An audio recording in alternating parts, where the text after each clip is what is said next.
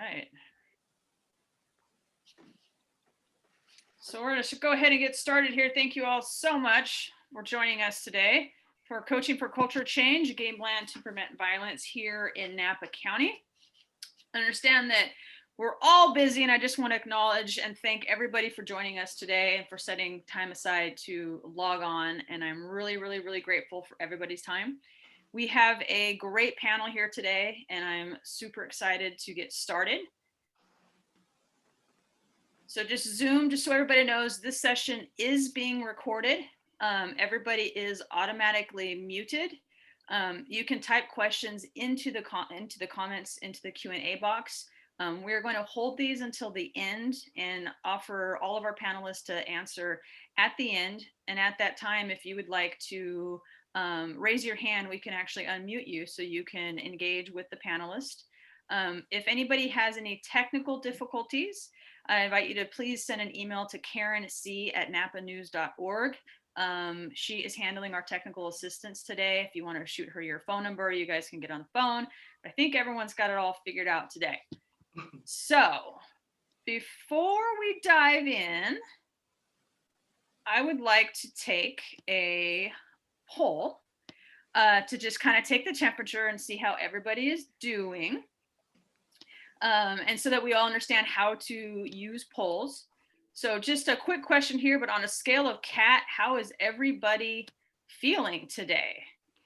And I'm going to launch that poll right now. And I'll let the panelists vote too if they want to. So if everybody wants to just take a second there and tell us how you're feeling.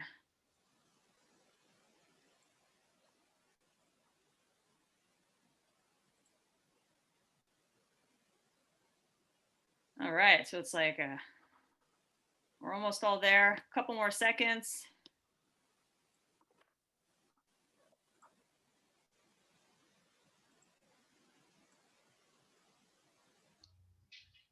All right, I'm gonna go ahead and end the poll. It looks like a lot of people are feeling cat number 5 and cat number 6 today.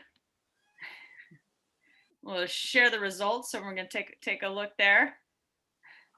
So wait 5 minutes, it could change. It could. Yeah. So feeling a little bit tired, a little bit excited. I am personally am feeling number 3 because I've been looking forward to this presentation for a while now. We've been preparing this for a while, and especially today with all these people that we have on the webinar today, Coach B and Brian and Michael and Jody and Jesse and Nadine. Some of my favorite people in the work that we do in the prevention world. So that's how we're feeling today. So I'm gonna just pass it off at this point now. Well, actually, so go through a little bit of an introduction. So we're going to have a welcome. We're going to pass it to Coach B, who's going to welcome us all today. Thereafter, we're going to introduce the News About Sports program. Brian and Jesse are going to give us a great overview of the history and curricula of coaching boys into men and the national landscape. Michael's going to talk about how coaching boys into men works. We have Jody on to talk about how Athletes at Leaders works. And then we've got some stories from the field. So Nadine from Napa Valley College and Carolina, who is a student who went through our program, is going to talk about their experiences. We're going to have the Q&A, and then we are going to have a little closing. So with that said, I'm going to pass it off to Coach V. Coach V, it is such an honor to have her with us today. She's coming all the way from Philadelphia. She is the founder and CEO of Open Door Abuse Awareness and Prevention. She's a high school football coach and a member of the Coaching Boys into Men Steering Committee. Coach V is an inspiration to young advocates like myself, and her work has touched the lives of hundreds of athletes. So welcome, Coach V, and thank you so much for joining us this evening. Thank you, thank you, thank you. You know, I want to thank all of you guys for being here too, because I saw that you were tired, and I saw that with those cats, and I'm not surprised at all, because a lot is going on. So I'm not going to belabor the point of why we do what we do or why we're here, because I believe all of us know that. But I just want to tell you a little bit and hopefully encourage you and spur you along as you're doing this work. But as you know, and I know, sports, right, is uniquely positioned to support and model healthy relationships, values and norms that can reduce and help end sexual, domestic, and dating violence. Within the sports system, right, we have a strong sense of community. And this is why we do this, right? Because we have a strong sense of community and we realize that it's a beautiful platform for causing a greater movement. So we have a strong sense of working together, the players do, and feeding off of each other's energy, and by and large, encouraging one another to accomplish a particular task. And in my case, as a football coach, it is to get the ball over the goal and score, right? So these experiences will last a lifetime. I've heard a lot of my young men, long after football is over, talking about how excited they were and how it was the best part of their life, playing ball, being on the field with the family and having each other's back. So we know, all of us here, without question, that millions of young people are reached through and by sports. And we also know that our youth, especially right now, are game changers. And what I found in my own experience is that most want to have and make change, especially in our present climate. More are finding that they must speak up, that they can't afford not to speak and make changes. From kneeling to marching, there's a sense of needing to take a stand, particularly if you're a young man of color. When I asked some of my young men that I work with what they appreciated about coaching boys and the men and what we were doing with them, I was a bit surprised at their response. And quite frankly, it helped me adjust how I presented coaching boys and the men. Like, I no longer came up, with just the mindset of, I need to educate you, right? So that you don't become the next abuser. But I approach using coaching boys and the men as an invitation to be part of a bigger movement of prevention, right? And I don't know how many of you guys are using coaching boys and men yet, or where you might be and where you are as far as your prevention. I'm assuming everybody's in the thick of it, or at least wanting to be in the thick of it, embarking on being in the thick of it. So how we approach it is really, really important, right? So as I asked my young men, what they appreciated about coaching boys and the men, I was a little surprised at what they were saying, right? And part of what I wanted to do with my young men is give them a voice, not only just say to them, don't hurt this woman, because I found that this approach allowed the young men who wanted to stand up proper treatment for women, especially men who were raised by their moms, they felt empowered. So with coaching boys and the men and working with my young men in particular, and it may be the same for some of you too, right? I found that the best approach was to give it a spin of having the courage to take a stand and create a movement and a change. Because a lot of our young men today are being raised by single mothers and they know not to hurt a woman. But at the same time on that team, they might feel like they can't say anything. And so then you bring coaching boys and the men there, not just coaching boys and the men, any kind of violence prevention program, they feel empowered. They feel empowered to say how they feel. And then you have other young men feeling empowered and you cause a movement. And I don't know if you ever heard me speak or where you're from, but this one story I'll never forget. And it was that I was called to speak somewhere to talk about my work. And I decided to bring a player that day. And as it came time for us to talk and be up there, I decided to let him go and talk. And when he went up there, I didn't know what he was going to say. He said, of course, that he had been doing our program, Coaching Boys and the Men. He said that he was learning how to treat women, and he was really proud because now he was teaching his dad how to treat his mom, who he hadn't been treating well. So that told me that being on that team, receiving Coaching Boys and the Men, gave him courage to speak up, and even to his dad at that, right? So I think that tonight, right, as we gather together here to talk about the work that we're doing and how we're reaching out to young people, I guess in welcoming you and encouraging you, I want you to remember that, first of all, your labor is not in vain. Even though it's COVID time and there's a lot going on out here, keep up the good work. Keep up the good work. If you can, keep in contact with the coaches that you're working with, even if it's just an email here or there. And I would say this too, make sure you're finding out where the kids are. They're out. They're not staying home. Some of them should be, let's admit it, but they're not. And that's the case. You can find out where the kids are and work with them. So as I'm speaking, I'm just assuming that you, like me, are out here trying to make a difference, trying to work with kids, trying to connect with coaches, trying to be a part of a community where we can spark, right, and build up on prevention of sexual assault. So I want to encourage all of you. This is a good opportunity to learn from people who've been doing this for a very long time. Don't be shy, ask those questions. I had plenty of questions when I started. I started doing coaching boys and men 6 years ago. And I ran into all kinds of difficulties, sometimes not finding coaches who wanted to do it, sometimes finding coaches who wanted to do it, but just didn't know where to begin and having to walk with them through it, which was okay. I also found coaches that were abusers themselves, right?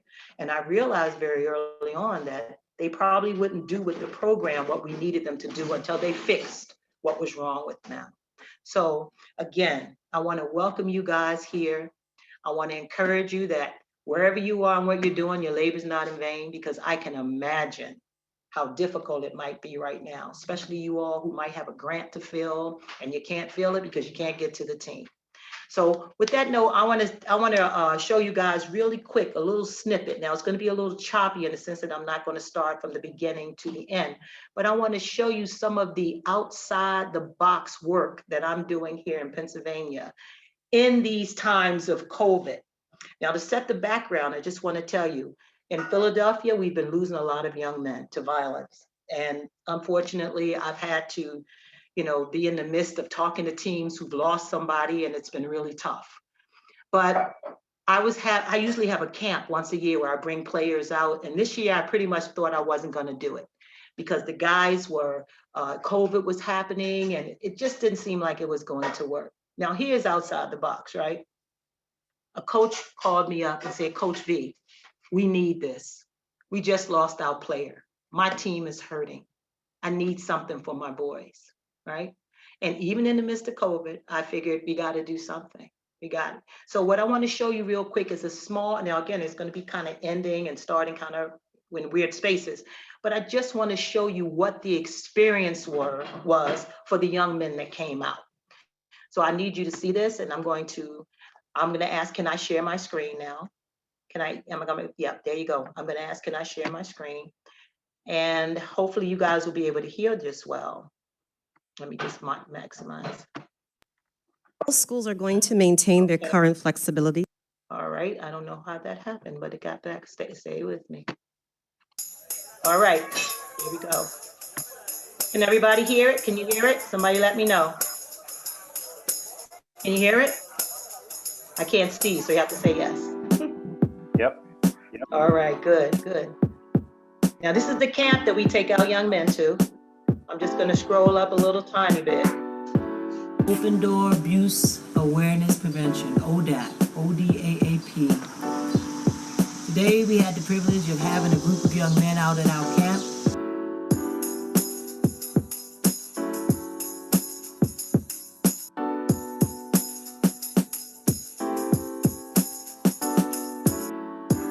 Crazy experience. I never seen nothing like this in my life. This V, I never had a hero until her. The main thing I took was to take advantage of what's in front of you. Like, a lot of kids don't get to come here. A lot of kids don't get to meet, what's Mr. Jack? A lot of kids don't get to meet Mr. Jack. They don't have a lot of role models. They, like I said, she's my hero now. I ain't have a hero till her. It was good to get away from like the city and all that's happening. Just good for us all to hang out, chill, not worry about anything. It kind of showed me like a different perspective on like athletes and making good decisions in life. Like it showed like one bad decision could ruin your whole career in like the blink of an eye. It's just, you gotta make the right decisions at all times and think before you act. Being a former athlete, it just makes it even more great of a connection to be with those younger guys, and it makes me reflect on my past when I was an athlete, and just having conversations with them, laughing it up. It's actually truly humbling, but also, again, I'm very grateful for the experience. Our guys have recently experienced a loss of a teammate due to gun violence in Philadelphia. So bringing them out here just gave them a chance, kind of loosen up, let their guard down a little bit, and kind of be kids for a few days. So something like that's completely invaluable. They learned how to, build together, bond together. They learned valuable lessons about taking responsibility, not putting themselves in harmful situations to themselves, physically, mentally, or reputation-wise.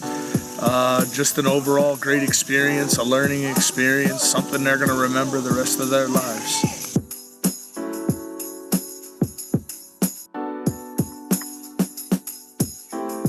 I'm Lisa Ertz. I think I'm going to stop that right there.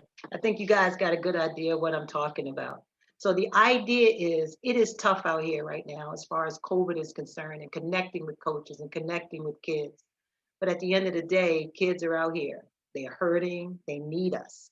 They need us. So we welcome you here. We hope that you ask questions, and by the time that you leave here, you get answers and you feel like you can actually accomplish something out here. And just quickly, I'm gonna get off after this. I want to tell you this. The young man who said that I was now his hero, we had a campfire, passed the ball around. And the stories I heard that night at that camp, they had just lost a player, mind you, but the stories I heard at that camp just had me in tears, total tears.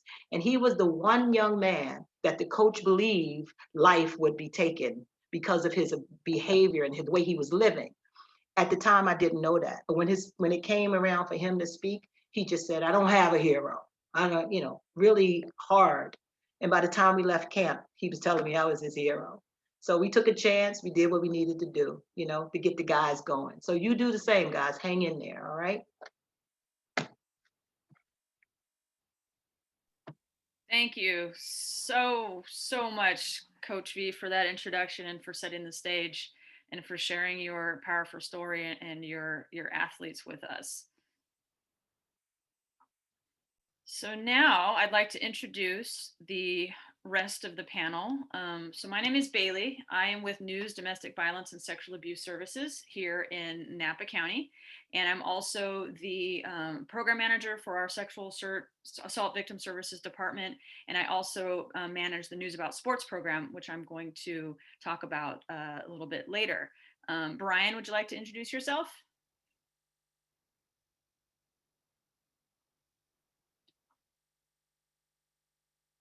You muted, Brian. Sorry. To be the bearer. Still muted? Yeah, I thought I had good. this Zoom thing down now. Sorry, my first time here on. No, I'm Brian O'Connor, and I'm with Futures Stop Violence. I co-created Poison to Men. I'm so excited to talk with you today. And, we've done this a lot over the past 10 to 15 years around introducing the program, training on the program, reaching out to so many different coaches, athletic directors, advocates, organizers, parents, administrators, all across the country and actually even around the world. And every single time we have one of these sessions, it's always different. So please either use the chat, and we're not a very big group, so I look forward to even hearing how, when we get into the nuts and bolts and specifics of the program, how it could work for you. It looks different in every community. And yet what we also have found and have heard specifically from coaches and those who deliver it is that it's flexible enough to be in community, but we have to make it meaningful. And what we oftentimes say at Futures is that every implementation is an adaptation. And so when things need to change, or it needs to look different and taste different and smell different in your area and in Napa, it's like, I'm just down here in San Francisco, by the way. Just know that I helped co-create the program, but you're not going to hurt my feelings, right? I mean, it really is about you all and really how it's integrated into the sports program and the shared values that you're already really looking to feature and instill in your athletes and in the fans and the other folks you work with. So thanks. I'm excited to be here and hear more from you too a little bit later. Thank you, Brian. And Jesse.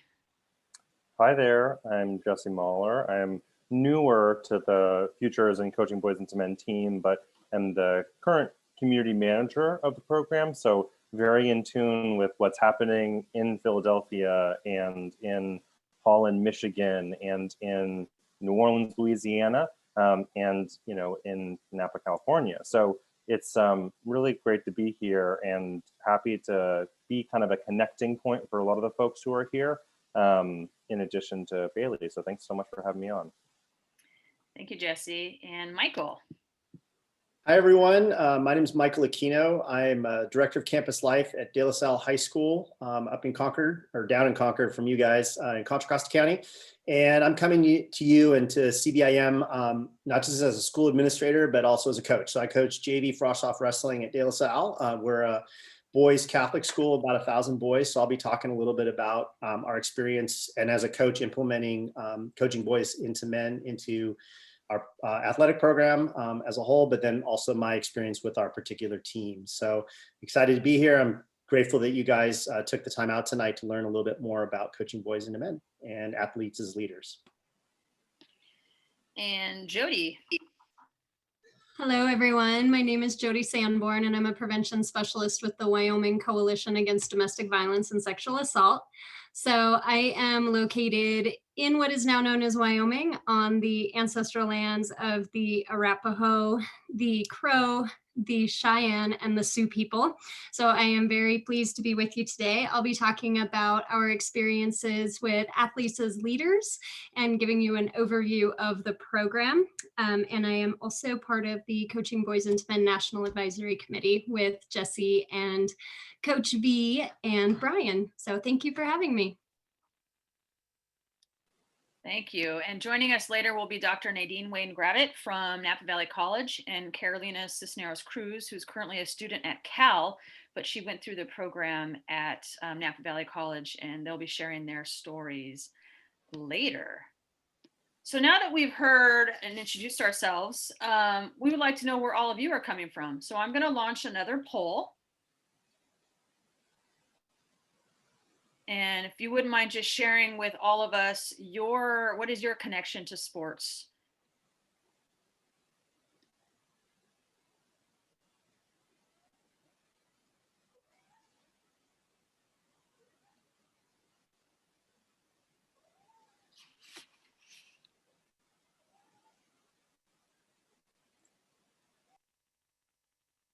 Just a couple more seconds here. It's like we're almost all in.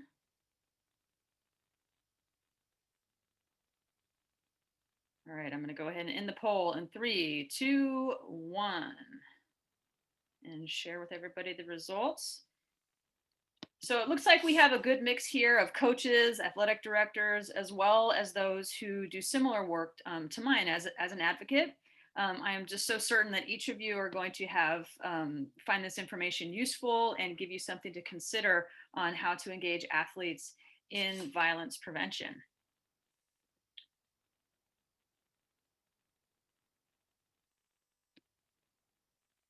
So now I want to give a short introduction to the News About Sports program.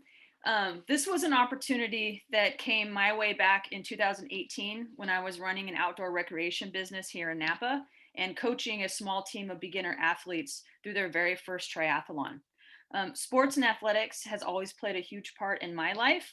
I was a student athlete in middle school and then in high school and spent a brief minute playing at the community college level before I transferred to a UC. I was an awkward, shy, and insecure kid, and sports was really the one thing that brought me out of my shell, that gave me confidence and really made me feel like I belong somewhere. When Tracy Lamb, the news executive director, approached me about creating a violence prevention program that focused on creating community around healthy relationships and using sports as an avenue to engage athletes and coaches in this important work, I hopped on the opportunity immediately.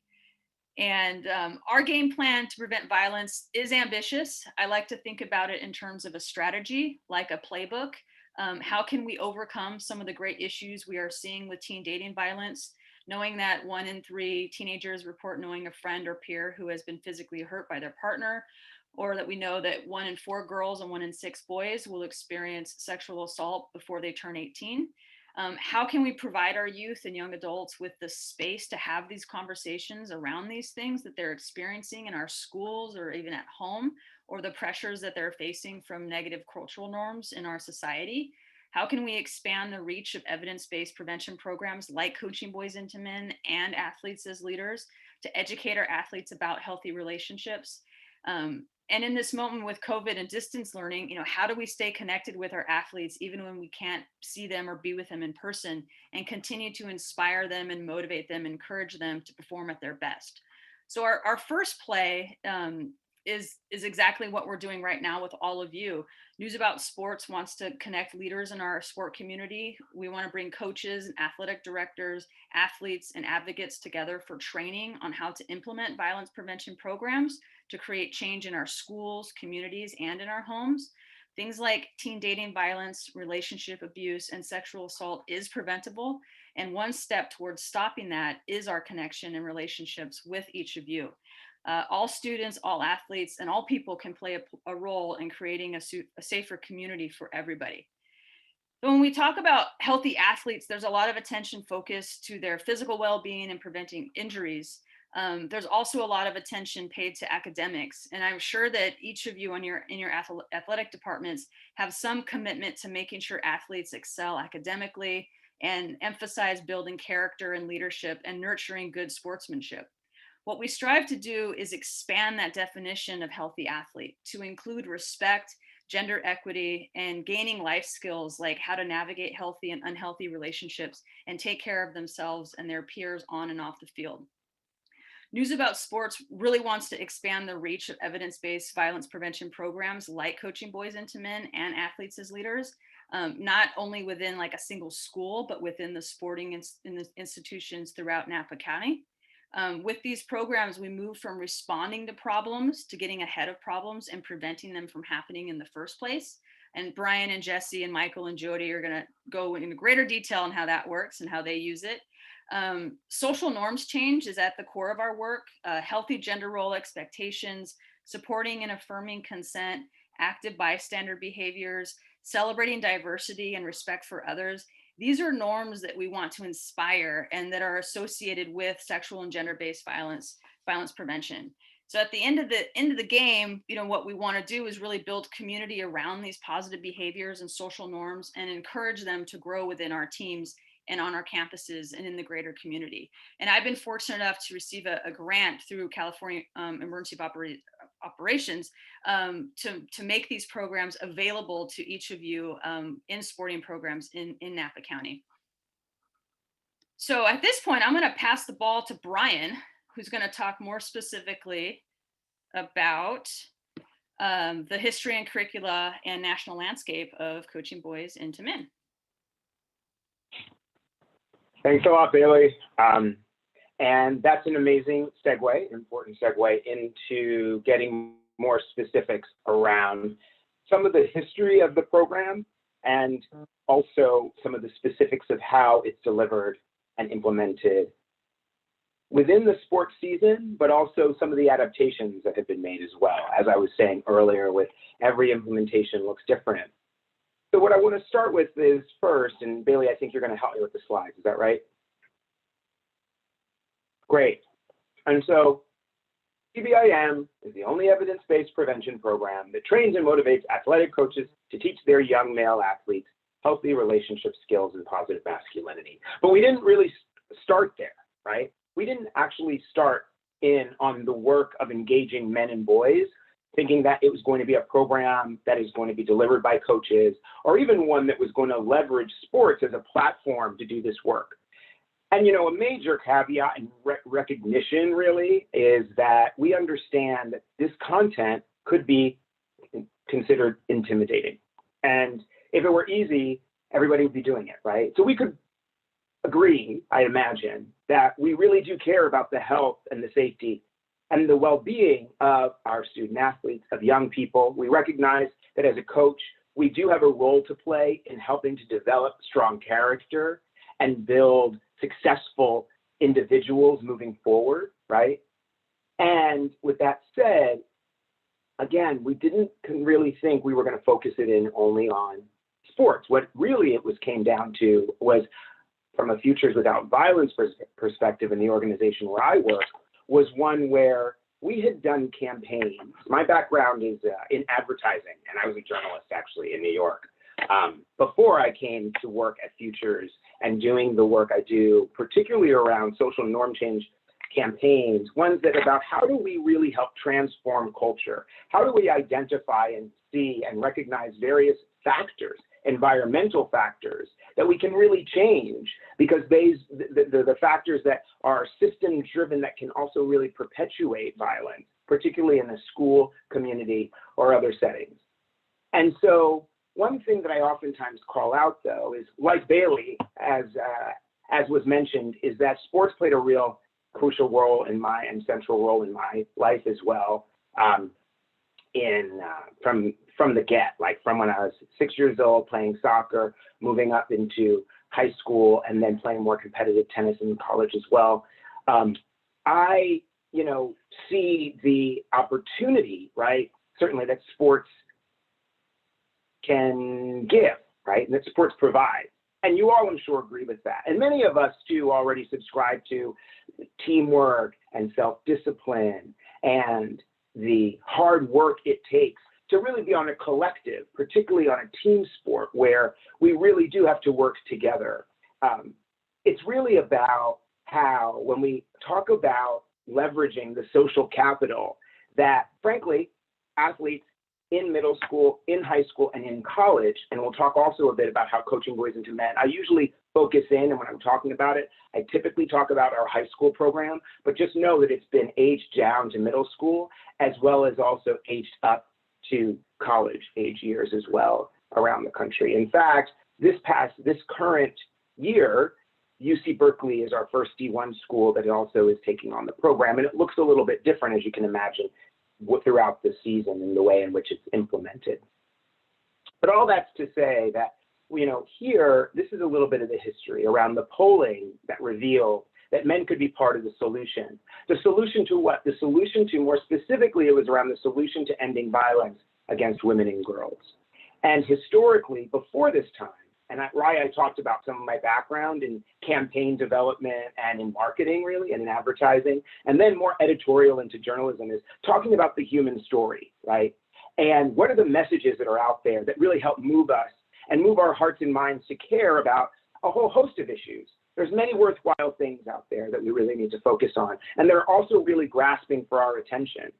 And so what I oftentimes say is, within this work, and I mentioned it being intimidating when you're talking about issues of violence, just because we're not talking about it doesn't mean it's not happening, right? And especially for our young people. And so coming off the heels of what Coach V was talking about, who I love Coach V's stories, and because she's on the ground doing the work.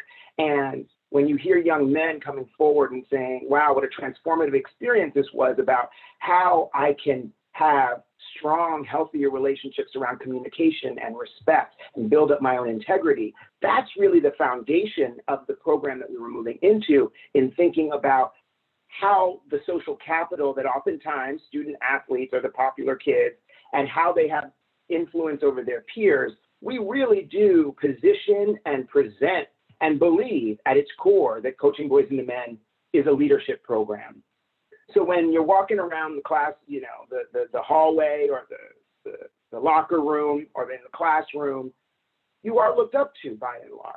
And so how do we then, like I was saying, really harness that energy, right? Where on the field play and peak performance can also be paralleled with what happens with us off the field. Because we know that our experiences, our interactions, and our relationships off the field also really impact our performance on the field in the game. Because we understand, as coaches, you're not social workers, right?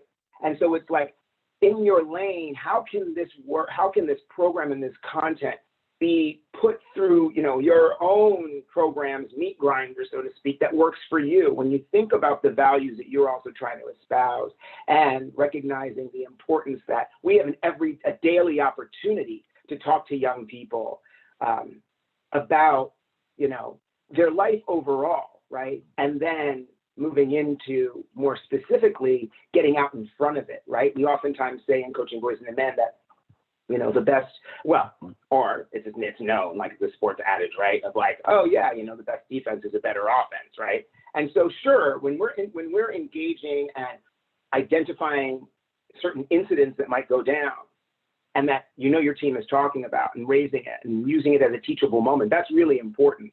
But the root and foundation of coaching boys and men is about being proactive and having weekly conversations, just 15 minutes a week on various topics of healthy relationships to be your offense, right? And to be that explicit, caring, and consistent adult for your young athletes to look up to and to talk to you about. And so within that history, right, like I said, this was really about coaching as a metaphor broadly. And so when the polling was really focused in on asking men, what would you do to be part of the solution of really helping to end and prevent domestic violence specifically, we gave a menu of items, of options. You know, would you donate money? Would you host a rally? Would you write your legislator? Would you talk to young people about healthy relationships? And it came back as number one that, you know, kind of appealing to the role model and the good guy, right, in us. It was also a less intimidating way in to say, I can talk to young people. I can talk to my neighbor, or rather my nephew or my son, or if I'm a teacher, I can talk to my classmates about healthy relationships and the importance of nonviolence within that, and recognizing that violence doesn't equal strength and there's another way, right? And so that's really what moved us into public education campaign. We originally, like I said, did not start this off with a coach-delivered curriculum program. It was a broadly presented program where our campaign, where we were engaging men from all walks of life. So coaching was a metaphor and still is, right? That anybody can be a coach. And so before we came out with thinking about how do we serve up and are intentional about bringing men into this issue, what is historically a women's issue, how do we invite men into this social movement and not indict them? Because before, and you know, what are the messages you read, pick up the paper or you watch the news, and by and large, when you talk about men and domestic violence, what were we, right? We were either a perpetrator or an inactive bystander. And so getting out in front of it from a prevention standpoint and seeing how we can really be leaders within this was something that we were really intentional about, and brought in a whole host of various partners to help us figure out what that needs to look like. And with that said, before I get into now, again, more of the specifics of the program, I'd like to show a video. Go to the next slide, please, of a young man out of southwestern Pennsylvania named Joel Shaw, who's doing well. He's now in college football, and you can roll it. He can tell that story even better than I can.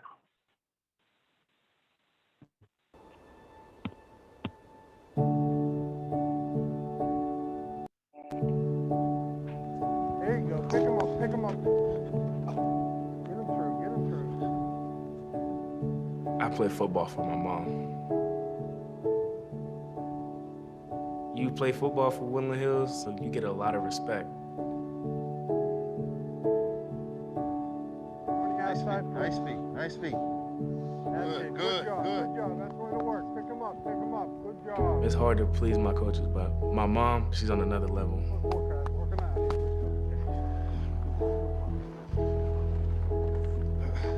Joel might be right by saying I'm tougher than any coach he's ever had. Joel, 6 o'clock, get up. Get up, Joel. My family would be my mom, older sister, younger sister. I have an older brother living with me, and his wife and his kid. It's been so long. It's been so long. When Joel and I are hanging out, we have a lot of fun. We have a lot of laughter. I'm always wiping tears from, crying, laughing. We're all trying to do things and we all support each other because we're all we have. Joel has wisdom, maybe because of certain things that he's gone through. He's had a little rough life.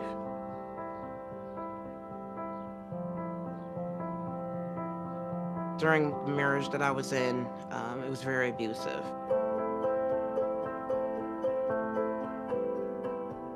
My father, he used to abuse my mom, and hit on my mom a lot.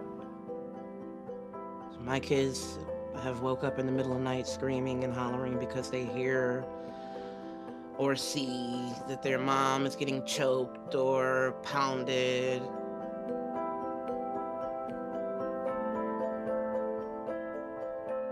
I was pregnant once, and he beat the mess out of me.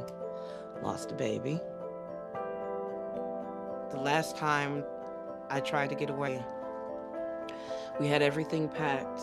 He wound up coming home, and he grabbed a African spear, and he just started stabbing me.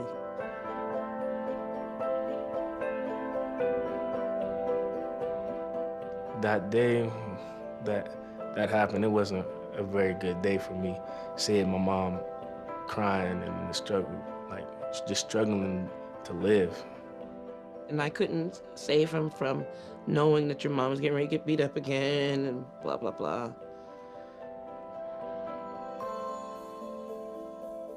It's like numbness because you're shocked. And it's even more confusing because it's your father. When you're growing up in something like that, in an environment like that, you feel like that's how it's supposed to be. You can learn and know that there are other routes to take. So it's all about teaching you guys how to control yourselves in every environment, not just on the field, but off the field as well. A lot of our kids come from broken homes where they see violence. It's no wonder why these guys are growing up and kind of following in those footsteps.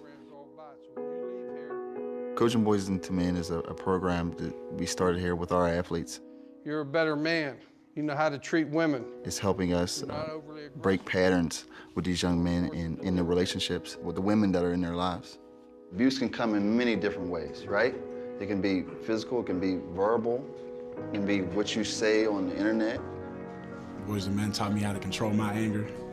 Like, my dad was never really around, so... No means no. Like, just stop doing what you trying to do to her. If you're not going to disrespect your mom, why would you disrespect, like, another female? I try to explain to them that it's not their fault that their mother was abused. It's not their fault that their sister was abused.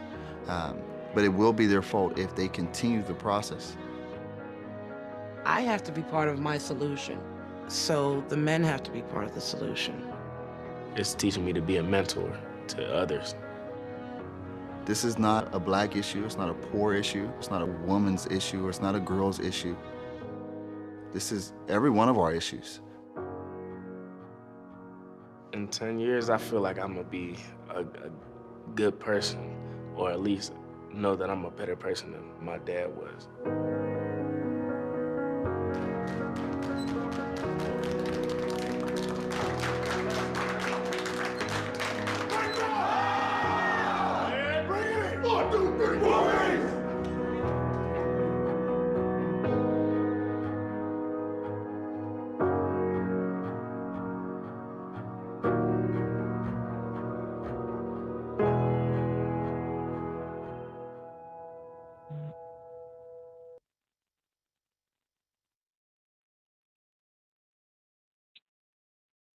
Thanks.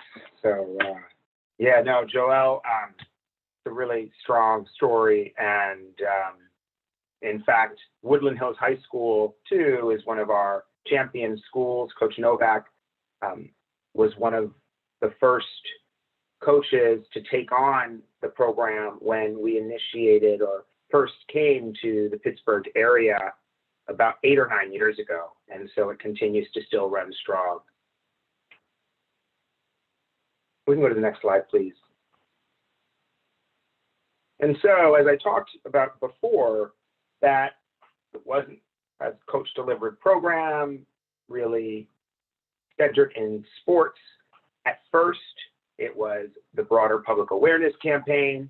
And the campaign really did just have one core message, and it was to engage men, as I said, from all walks of life, using coaching as a metaphor, to talk to young people. And then we focused it in on talking to boys about violence against women being wrong, that violence does not equal strength. And so after a number of years and doing a broad, real public service announcement campaign that we're all familiar with across a whole range of various issues, right? And so this one focused in on violence prevention. We partnered with the Ad Council.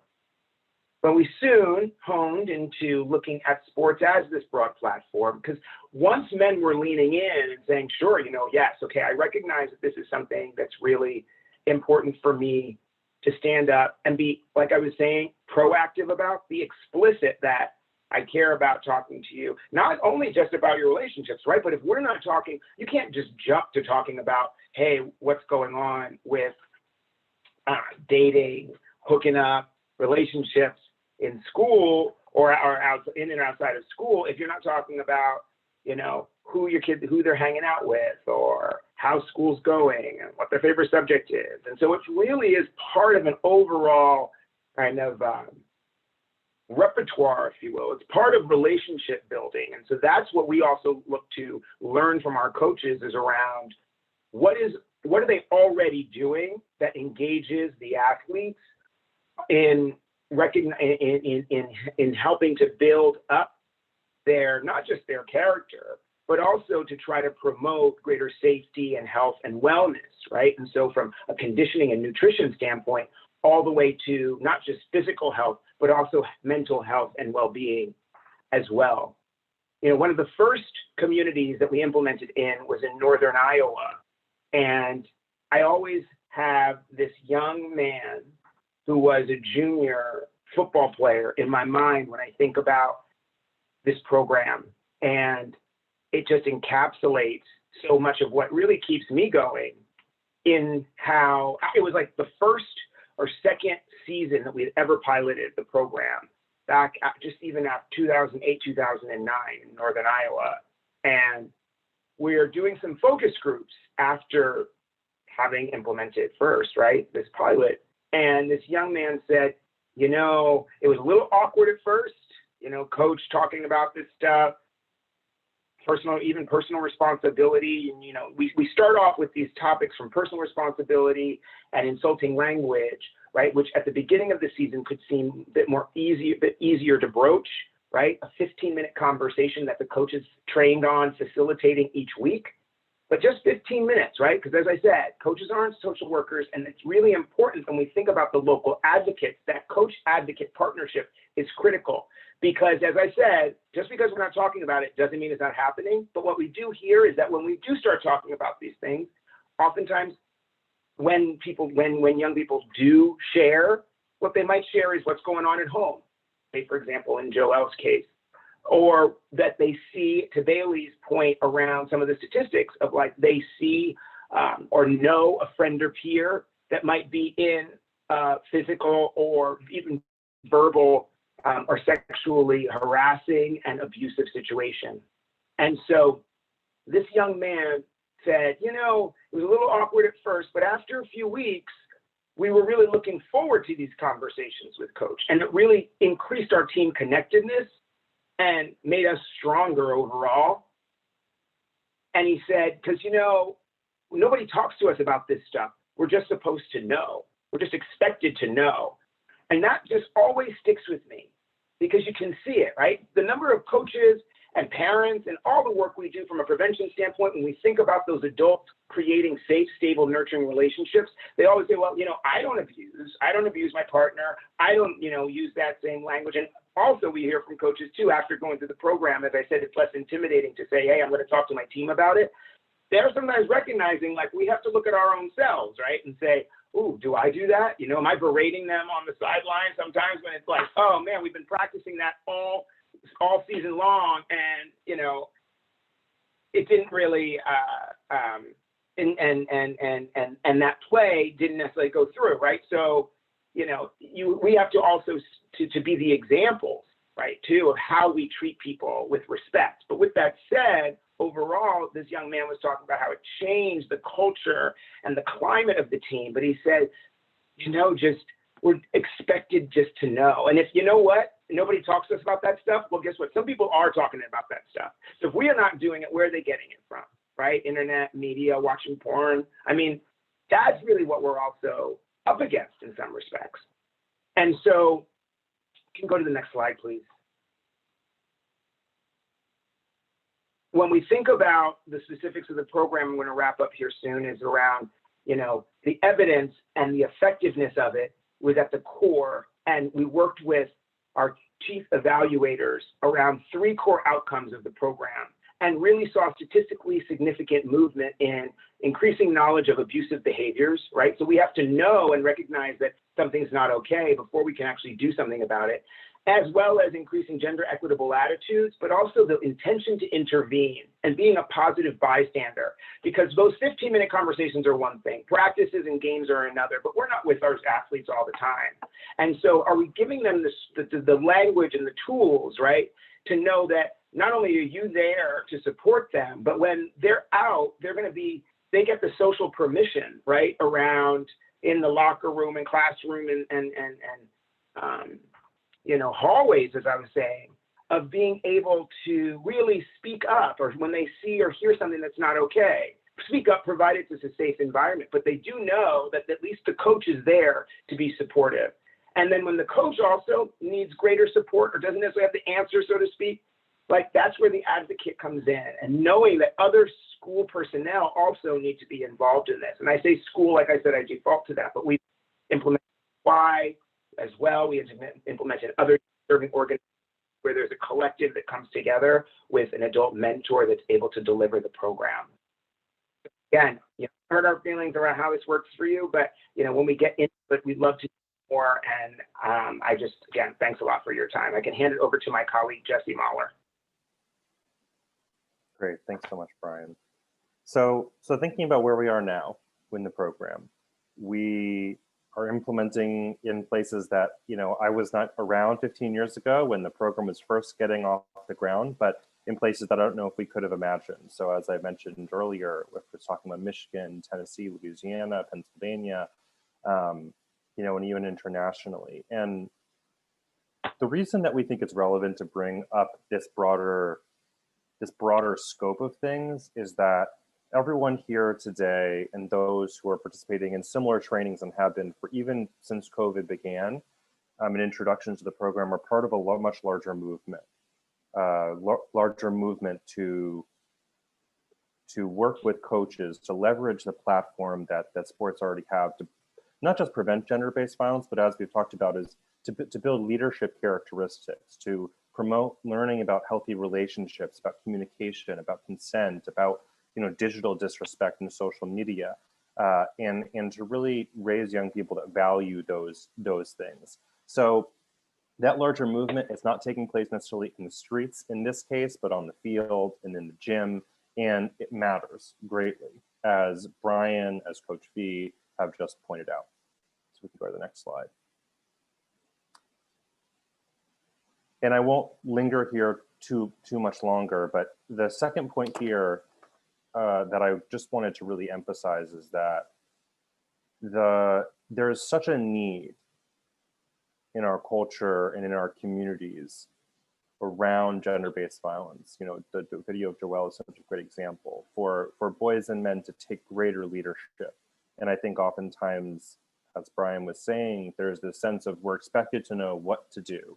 So here's an opportunity to be teaching and training and having conversations about what to do when someone is at a party, or they're in their home, or they're in a relationship. How is it that you can respond to the situations around you? How is it that you can understand what healthier reactions and relationships might look like? Next slide.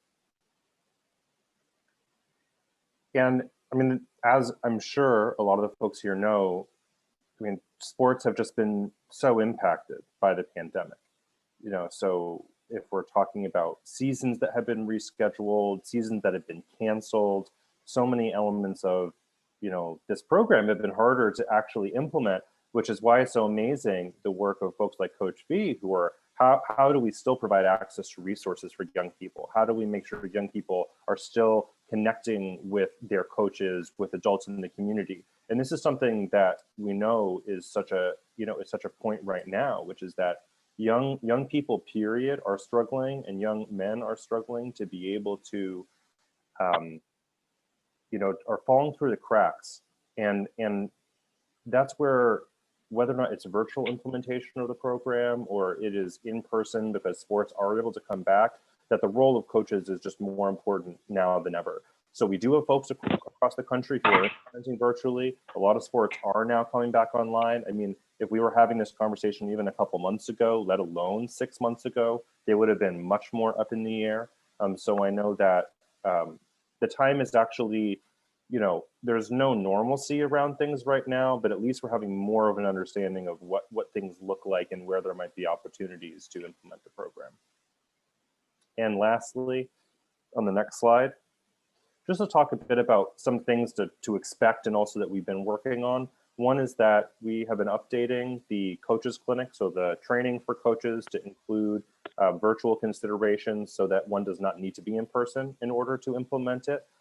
We've also created a monthly learning collaborative, which is a virtual training space that's primarily for advocates, but anyone, including coaches, are welcome.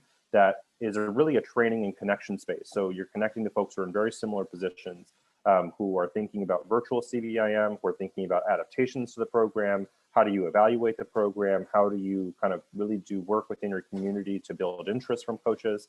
And the last thing that I'll mention is that we're looking to continue building new content, new curriculum, new videos and activities for coaches so that nothing becomes stale.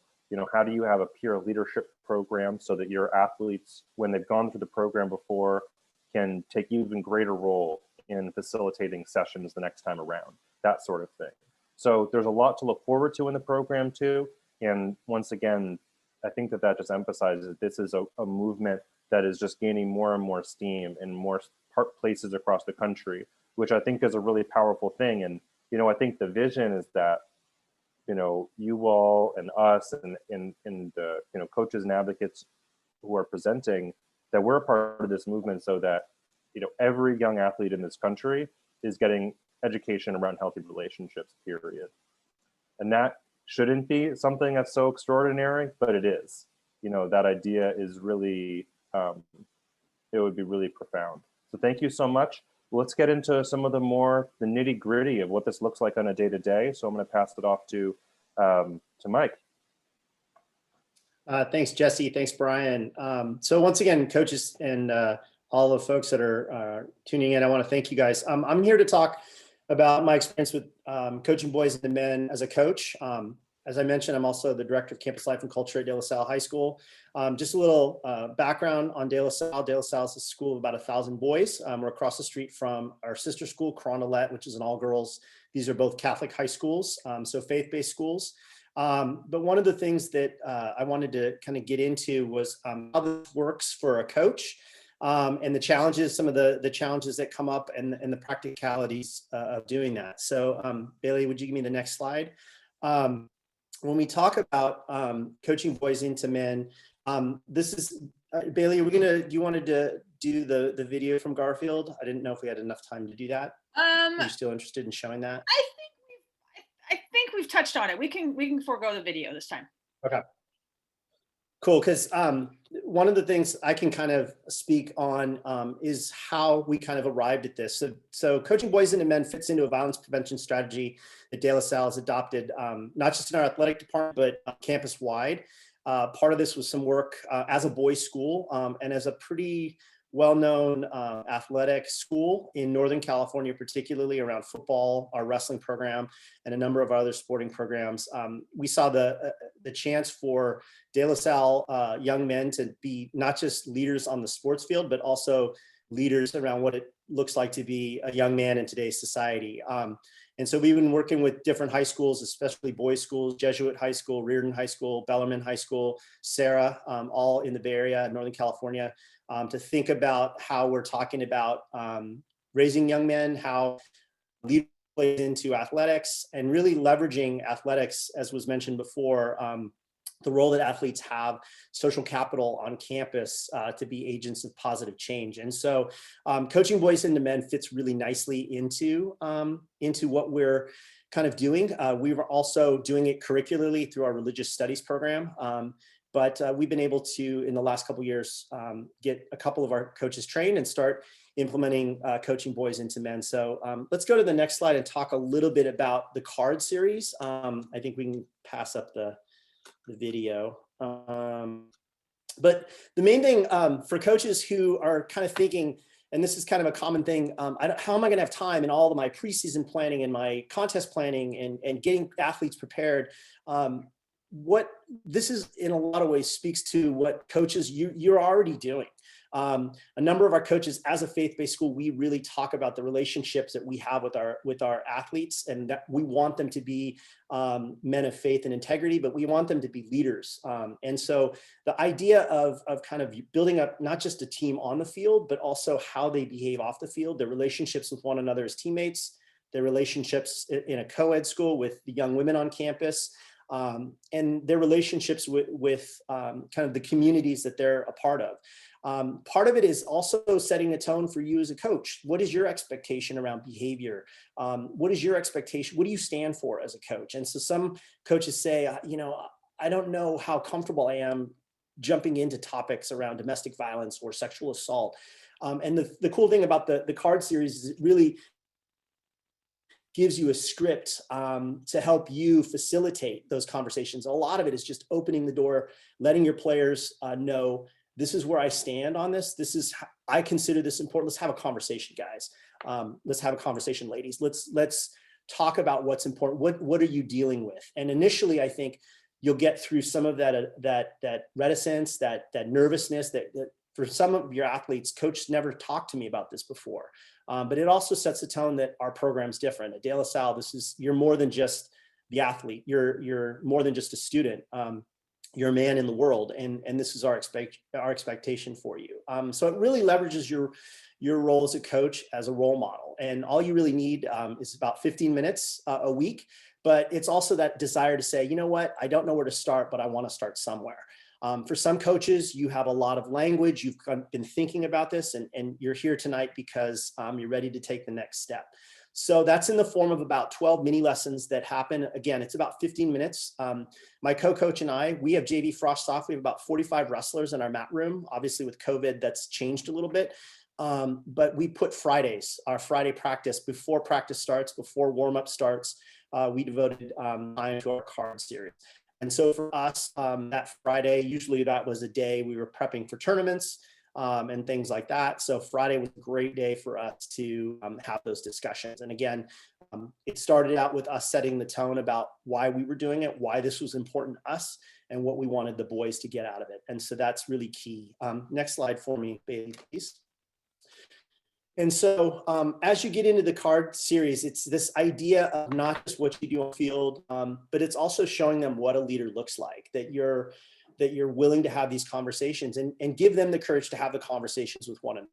And kind of mentioned too, this idea of positive bystander behavior, seeing and witnessing things, maybe not even on the team or in the locker room, but at lunch with their peer group, at parties on the weekends, in their social groups. And it gives them an opportunity and a practice to some degree to start kind of grappling, to use a wrestling metaphor, with some of these ideas, but then also to have the courage to then speak up when they see these things playing out in real life. And as we've talked about these different scenarios that come up in the card series, whether it's locker room talk, circulating pictures on social media, students, it's a touch point. Students have had experience with that, and they'll push back. They'll say, Coach, I'm uncomfortable. I didn't know what to do. Or do you really expect us to kind of say something here?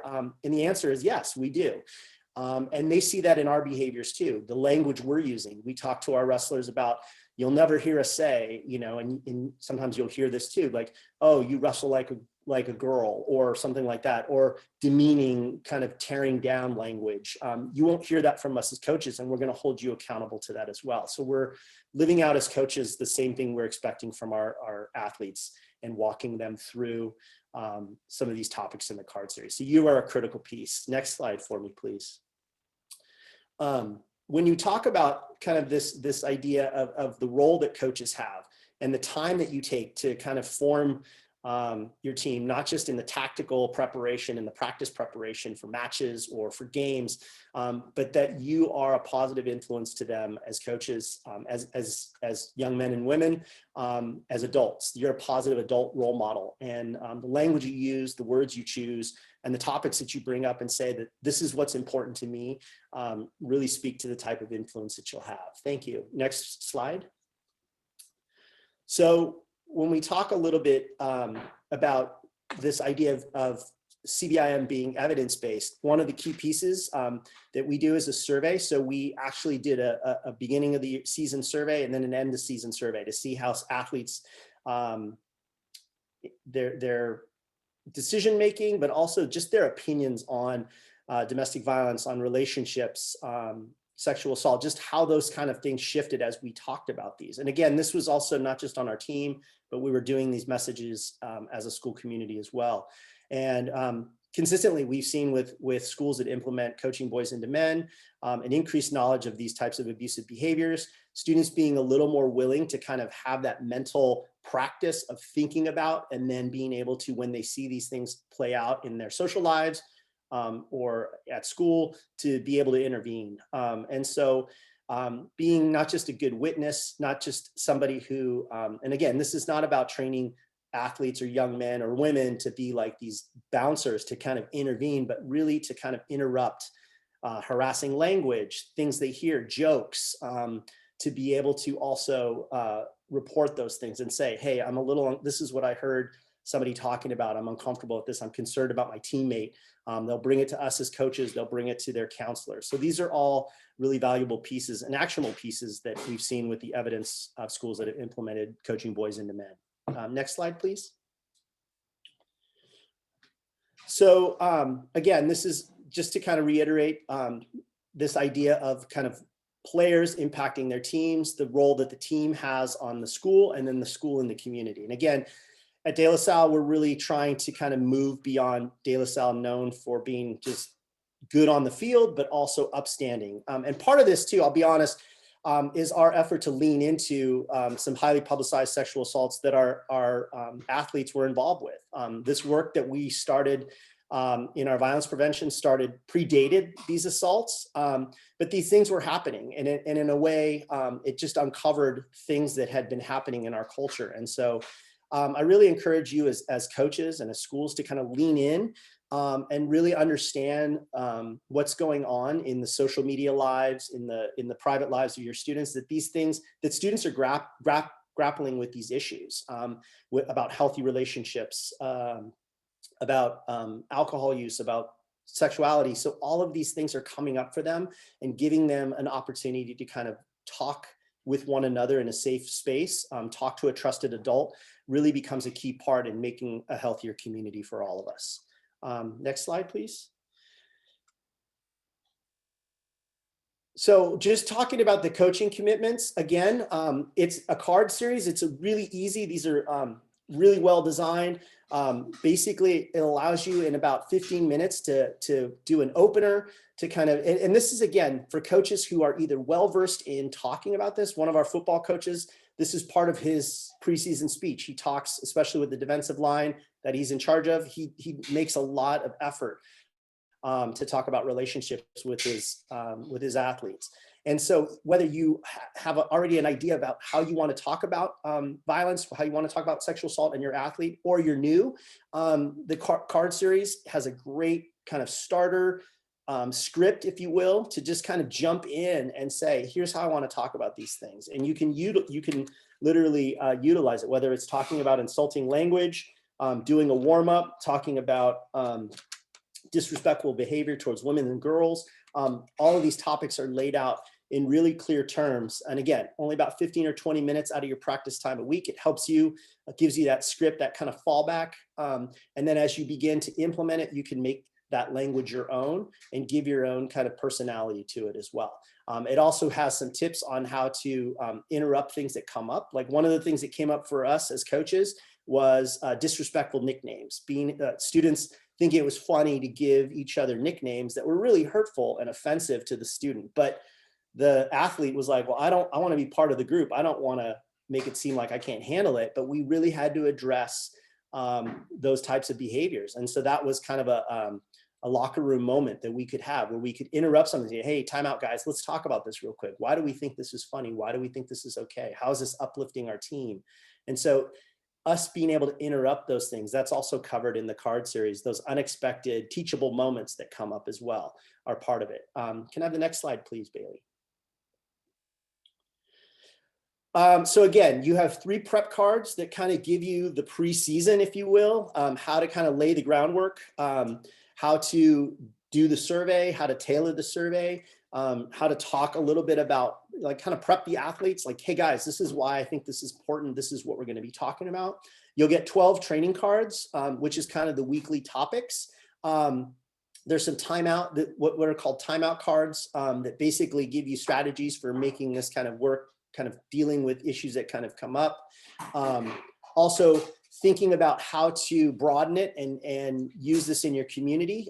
This has been a little hampered because we're not actively right now practicing or having games, but involving the community in a halftime pledge signing, and really making a commitment to anti-violence in your community. And then the teachable moments. There's 5 additional cards that talk a little bit about things that routinely come up: harmful language, locker room talk, jokes, circulating pictures and memes on social media. How do you confront that when you hear that happening? A player may come. How do you begin to have these honest conversations? And again, one of the things Coach Clark and I found really valuable is, as we started these conversations early on, we were driving the card series. So we were talking and using the cards pretty heavily. But once we started opening up, the students kind of took over and started, my athletes, my wrestlers were really kind of talking with each other. And you started to see kind of the emergence of kind of them challenging each other about these issues that came up around disrespectful behavior, for example, and what that looked like to them. And so in a way, you're also giving agency to the students, to the athletes, to begin having these discussions about with one another, with their peers. And so we find that to be really effective. Next slide. So again, kind of just to lay out how these cards go, you have your preseason speech. We start kind of in a very scaffolded way. We're just talking about our own personal responsibility. You can see the card example that's on the screen there. And I laid this out. This is, hey guys, this is why we're talking this. I want you to think about the consequences of your behavior. My goal as all of us as De La Salle athletes is to really accept responsibility for ourselves. And I'm not just talking on the mat. Like when you get frustrated, you want to throw your headgear, or you come off as an athlete, you look like a bad sport. What does that say about how people perceive De La Salle wrestling? But also realizing that your actions off of the mat kind of speak about the type of person and how we as coaches are preparing you as young men. So thinking about our experience as guys, how does that translate to the women in our lives at Carondelet, our moms, our sisters, our friends outside of school? And then you get into things like insulting language, disrespectful behavior, digital disrespect, which really talks a little bit about commenting, liking on social media, talking in very plain terms about consent. And this is not just consent. People sometimes get really nervous about talking about sexuality and sexual consent, but this is just about touching and grabbing, and just the idea of like, when do I put my hands on somebody, even if I'm as guys who are roughhousing and joking. And this came up for us where one guy, we had to talk with our students about, people putting hands on each other and talking about consent, respecting people's spaces, bragging about sexual reputation, and when aggression crosses the line. When does aggression turn into something that is problematic? How are you perceiving that in your teammates? Talking about relationship abuse, and more in the context of what is a healthy relationship. And then communicating boundaries, clear boundaries for yourself. What am I comfortable with? What am I okay with? And and the idea is being communicative with your partner as well. Modeling respect and equity, and looking for promoting equality in everyone at our school. And then the last would be signing the pledge and saying, yes, we've kind of arrived at this place. This is our commitment, not only for this this season or this year, but moving on. And we're a winter sport, so moving on to not just the spring, but the rest of the year as well. So these are all kind of key pieces of how it's structured and scaffolded from kind of, I want to say low level, but definitely easier to broach topics like personal responsibility to really being clear about communication and healthy relationships and stuff like that. So it definitely moves you along through the time. Next slide. So again, part of it is just attending this preseason training. So having a coach's training, and Napa News is trying to make some partnerships so that you guys can have that. That's what we did. We had a chance to go through some preseason training. Both John and I went through that, and now we're using some of that to speak. We spoke with our coaches at their winter coach meeting last year, and then really trying to turn coaches on to implementing Coaching Boys into Men. Again, this is a commitment to kind of like a week, one day a week, for about 15-20 minutes. I'm going to have this discussion, and then just kind of keeping each other accountable. So we would check in with each other to make sure, do you need any resources? Do you want me to come in and talk about something that you're maybe a little not comfortable with? And then really like what's come up this week during the season as things go on, what is facing your team? Again, this is trying to position us to be proactive and not reacting to events. So I don't want to necessarily get caught reacting to one of my wrestlers being abusive or getting caught bullying another guy on campus. What I'm trying to do is I'm trying to sow the seed so that my wrestlers know what our expectations are, and they're better positioned to be proactive and to kind of offset some of the behaviors that we're seeing as well. And then the postseason is that pledge, doing kind of a reevaluation of what behaviors we've seen in our athletes. And then just being in contact with Coaching Boys into Men, which has been a great partnership. Challenging though in this COVID time. Wrestling for us has been on hiatus, but we're pushing forward with kind of our violence prevention efforts and continuing to meet with our kids. So even though we're really constricted with the amount of athletics we can do right now, wrestling isn't even in the mat room, but we're still trying to meet with kids and say, this is important. This is how we want you to be as De La Salle wrestlers in particular on campus. Next slide. Cool. So this really covers my experience kind of working with young men. And for a school that has a co-ed event or kind of thinking about how this transitions, because a lot of it talks about the role, and Brian talked about this, the role that young men and boys play and men in general play in preventing gender-based violence. Jody wants to talk a little bit about athletes as leaders and her experience in utilizing this program as a companion to Coaching Boys into Men. So Jody. Great, thanks, Mike. Thanks for the fantastic overview of how you all are using the program. It's a great program. We've been using Coaching Boys into Men and athletes as leaders in tandem in Wyoming since about 2016. So we were one of the first programs in the nation that was able to pilot what is now known as athletes as leaders. It's had a name change over the years, but we love where it's at right now, and we're excited to use it. Currently here in the state of Wyoming, we have trained almost 70 coaches across 17 different schools and 9 sports to be implementing athletes as leaders. Specifically, we've had a little bit more time to be doing Coaching Boys into Men, so our reach is a little bit further there. But when we started doing Coaching Boys into Men, we were wondering, like, what's the companion piece? Where's the program for the girls? Because that's what we were hearing from the schools who were interested in doing Coaching Boys into Men, or who had taken that step into implementation of the program, was what can we do for our girls' programs? And so I had reached out to a friend of mine at the National Sexual Violence Resource Center, and I said, hey, what do you have for us that's available? Because, otherwise we're just going to start kind of developing something on our own. And they told us, hold up a little bit. There's a program being developed in Seattle, Washington that you might be interested in. And so when that was available, we reached out. And fortunately, we're able to be connected to Rebecca Milliman, who was the creator of the program at the time, which was known as SLAY, which stood for Student Leaders and Athletic Youth, which then became Athletes as Leaders. And so at that time, Rebecca was extremely excited to hear from us because she said, this is great timing because we want to know how this program works outside of inner city Seattle, where we've been piloting Athletes as Leaders at Garfield High School. So we would love to send it on down to you in Wyoming to see how this works with a rural community. And so we gave Rebecca more than she wanted. We were able to train multiple schools that year and really just jump in with both feet. So today I'm going to provide you with a bit of an overview of the program, and I'll insert a little bit of our experience with it in Wyoming as I go. But then when I'm done speaking, you'll hear from folks in the field in California who've been implementing the program to get some info on their experience. So you can go ahead to the next slide, please, Bailey.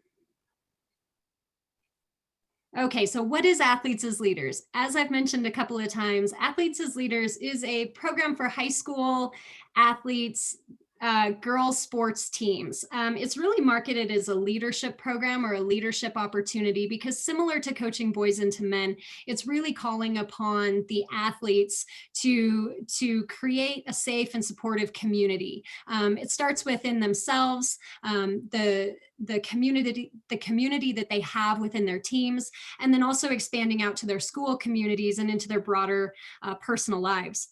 So it really works well when it is implemented alongside the violence prevention programs that are targeted at male sports teams, so specifically coaching boys into men. And of course, it's based on the best practices and available research evidence to support it. So we can go to the next one, please.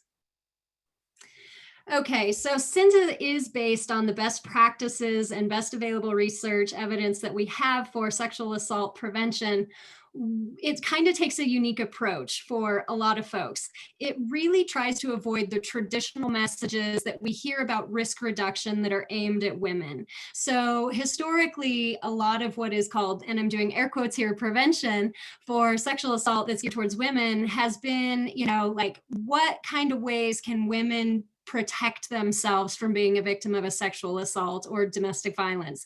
What are those risk reduction things we can do? Self-defense classes or watch your drink campaigns. Athletes as Leaders is not one of those programs. And instead, Athletes as Leaders really looks at how women and girls can perpetuate or prevent rape culture. So it shifts those messages that we hear about, women's role in preventing violence to instead focusing on those normalized everyday types of harassment and behaviors that we as female identified people experience, or that we can also help to perpetuate. So it really looks at things like mean girl culture, victim blaming, sexualized rumor spreading, slut shaming, body shaming, and it encourages the young women on these teams to have really good in-depth conversation about how this shows up in their everyday lives and what they can do to challenge that and change it within their team, within their schools, and within their communities. And in that way, it's really encouraging them to be leaders and to help promote those messages. So we're going to see a quick little video about the program.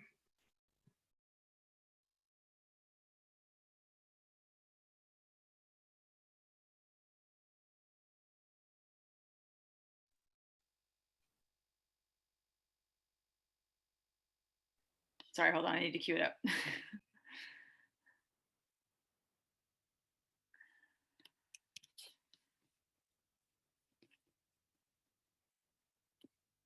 I just had it. Where did it go?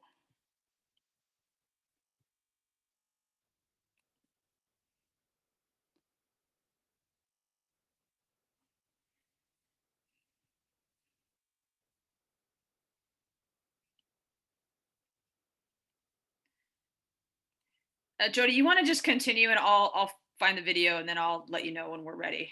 Sorry about that. Yeah. Yeah, no problem. I'll just go ahead and jump into describing the program then, if that works. So the Athletes as Leaders program is mirrored off of the format for coaching boys into men. So it has 10 weekly sessions that are intended to be about 20 minutes long and to also fit within the traditional sports season. So like Mike described, how the coaches set aside a weekly time to meet with the student athletes for coaching boys into men, that's the same type of format that we encourage coaches to utilize when they're thinking about implementing athletes as leaders.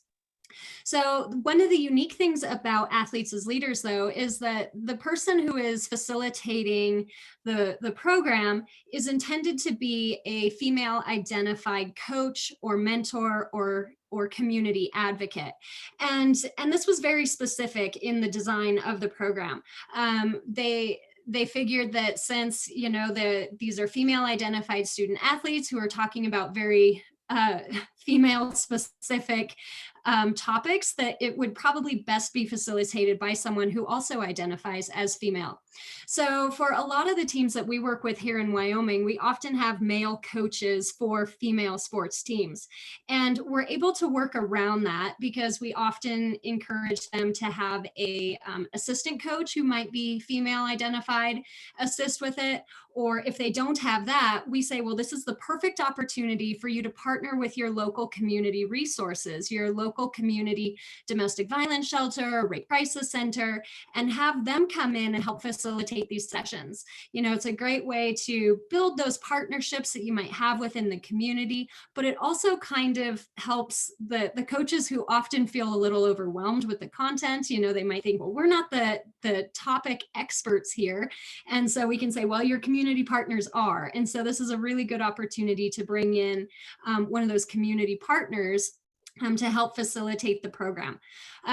Coaches can also look to maybe senior members of their teams who have participated in the program for a couple of years, who might have some leadership potential to help facilitate those conversations, or maybe they can ask a returning athlete to come in and help facilitate. So there are ways you can work around it if you are a male identified coach of a female sports team. But just keep in mind that this program really was designed with that intent to be facilitated by a female identified person. All right, Jody, I think I've got it here. Okay, great. There we are. No. Sorry. I thought I had it. There it is. Wrong thing. Okay. There we are. Thank you for everyone's patience. Girls can be smart, powerful, awesome, influential, tough, anything.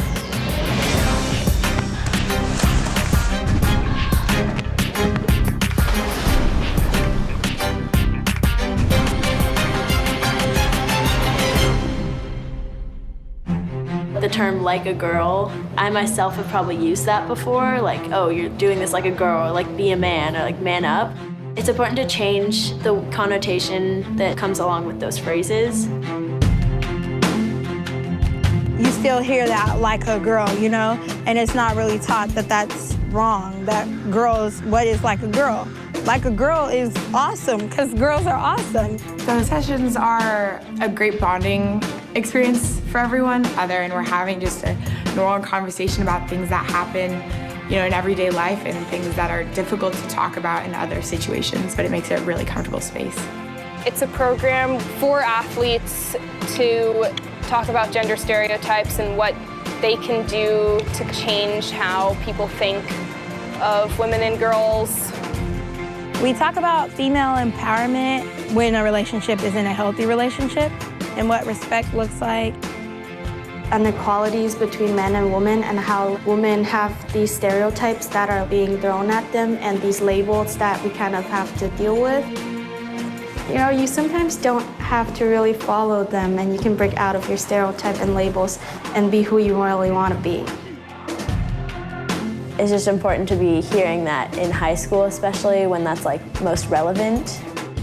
You should always get consent for like everything that you're doing. A lot of times we'll just pat somebody on the back or, just like give them a hug or something. And you can ask consent about that.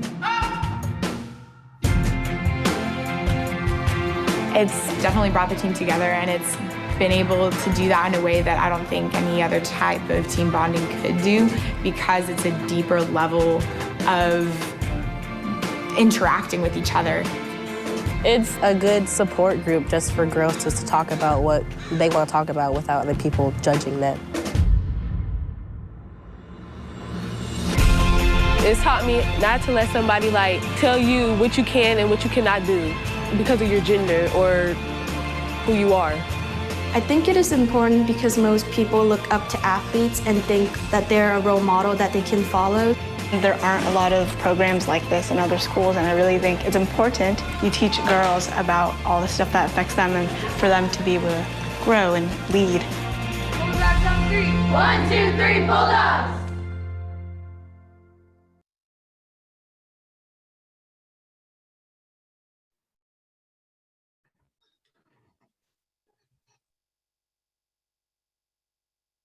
Great. So I think we're going to hop into talking about the program sessions next. So as you can see here, there are 10 sessions. I mentioned before that they're intended to be weekly, about 20 minutes each. So one of the unique things about Athletes as Leaders is that almost every one of these sessions utilizes some sort of video content to kind of help set the stage for what it is that you're going to talk about. And it really engages the student athletes through content that's relevant to them at the time. So unlike Coaching Boys into Men, there are not a card series or a card set that the coaches utilize to facilitate the discussion. Instead, all of the information and the lesson plans are available online through the website, and that's athletesasleaders.org. But the coaches just go on ahead of time, and they can print out their lesson plans, they can get their information, and then when they come together, there's an introduction that happens for the topic, and then there's a video that is shown, and then there is a team talk that comes afterwards. And so it's during the team talk that the athletes are really able to dive into, like, how does it show up in my life and the life of my friends or in my community, and then at the end they kind of wrap it all up with, like, how are we going to challenge this, or what are we going to hold ourselves accountable to? They set their Athletes as Leaders standard for how they want to proceed with that information moving forward. And so you can see here that this information is scaffolded through the sessions. At the beginning, we've got the introductions and the group agreements. So similar to what Mike was talking about with Coaching Boys into Men, of, like, what does this mean for us as a team, and how is this a reflection of us and what we put out there to our community? And then we move through challenging gender stereotypes, privilege and oppression, self-image and standards of beauty. So this one's really good because it allows the student athletes to look at what are those harmful messages about beauty and about what it means to be a female identified person that we hear in society. And then they are allowed to redefine beauty for themselves. And it encourages them to really look deeply into who they really think that they are and how they want to portray themselves out to their community. We continue through rumor spreading. This one specifically talks about sexualized rumor spreading, which is, very important, especially when we're looking at some of those things like slut shaming and victim blaming and the impact that can have. We move into relationships, so healthy and unhealthy relationships, go into consent. As you heard in the video, when they're talking about consent, they talk about everything from, can I give you a hug, to what does consent look like if you are involved with someone and you choose to have a sexual relationship. And then, it proceeds to messages about manhood. So this is great too, because it really looks at traditional gender stereotypes and how girls can play a role in, really not limiting how people are defined by their gender. And then at the end, we kind of wrap it up with promoting positivity and celebrating successes. So it's got a great flow to it. In my experience with it here in Wyoming, the student athletes really like it, and they get to where they look forward to doing it every week. And if they have to bump it to the next week or miss one, they're genuinely upset. They don't like to miss it every week. They're looking forward to, what are we going to talk about next? So it's been a great program here in Wyoming. So we'll go ahead and talk really quickly about the evaluation. So in 2017, the University of Pittsburgh, which did the Coaching Boys into Men evaluation, did a preliminary investigation into athletes as leaders. So this looked at 268 athletes on 12 teams in 8 different states. So I mentioned at the beginning that Wyoming has been implementing this program since the very beginning of it. So we were involved in this national evaluation. And it was great because we had promising results that came out of that. So we'll go ahead and look at those results on our next slide, please. So similar to Coaching Boys into Men, we had statistically significant changes in several areas. So with athletes as leaders, there was a pre and a post test that was administered. So baseline test at the beginning of the implementation of the program, followed by a follow-up evaluation at the end of the program. And what we found was statistically significant changes in improved ability to identify abusive behaviors. So this really showed that as a result of the program, the student athletes were able to discern between healthy and unhealthy relationship behaviors. In the next one here, we also had a statistically significant improvement in belief in gender equity and gender equitable attitudes. So you heard some of that reflected in the video on athletes as leaders. And it was great to see that the study results found that as well. And then finally, the last area that was investigated was also showed a statistically significant improvement in increased self-image and confidence. So it was great to hear such things as I feel I can challenge the stereotype that girls are weak and inferior, and our team can help create a safe and welcoming school environment. So I think I've probably chit-chatted with you all enough about that. So I'm going to turn it over to Nadine so that we can hear from folks who are working in the field. Okay, hi. My name is Nadine Wade-Gravitt, and I come at this from a little bit different role in that I am not directly involved in athletics at Napa Valley College. At one time in my life, way back, I was the athletic director and the dean. So I come from a deep appreciation, deep understanding of not only the power, but the role that athletics can play with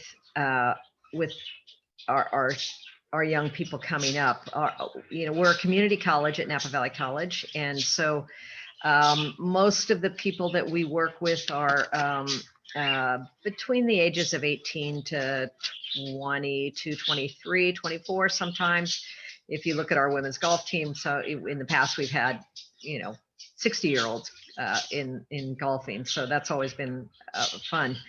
But I got involved in this because of my love and my understanding about this power that we have called athletics. And I also am the health educator, a health educator on our campus. And so I also spend a lot of time in my classrooms talking about healthy relationships. And I actually met Bailey by having her come into my class and speak about domestic violence and violence prevention. And we developed a great friendship and a relationship, and from that has developed my involvement in this program. And I was able to help with our first program was with our women's soccer team, and I became Bailey's kind of right hand, left hand person. Whatever she needed me to do, I was there.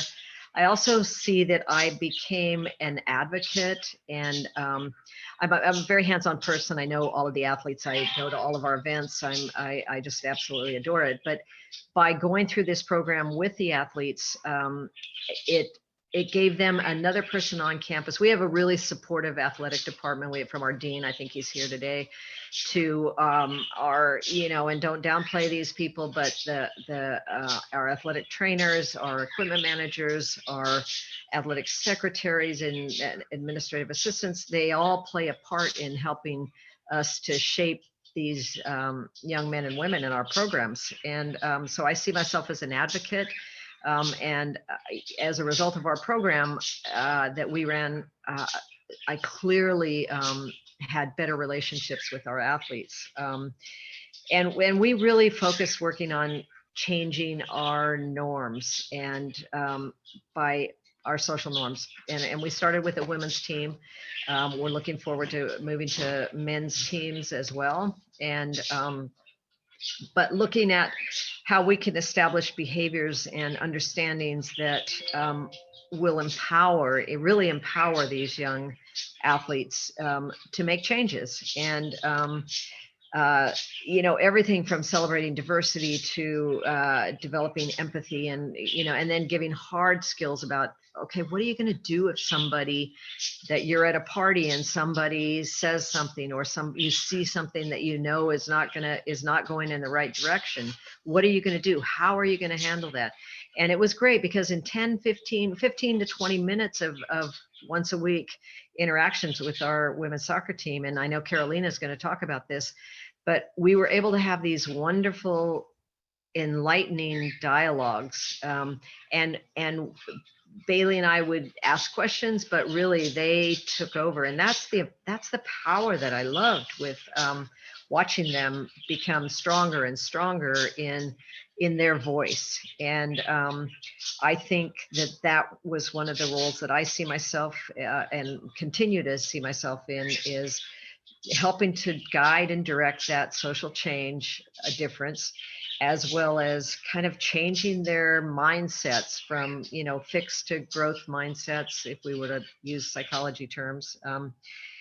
And then to kind of train these athletes to look at, is what I'm about to do really a reflection of who I am, who I want to be? And as Michael said, is this how I want to represent my school? And so that's our goal. That's what we worked with. I'll let Carolina talk about it from an athlete standpoint. And she clearly was a team leader with us, and certainly a voice of maturity that we loved and respected. So I'll let that go to Carolina. Thank you, Nadine. It's nice to see you again.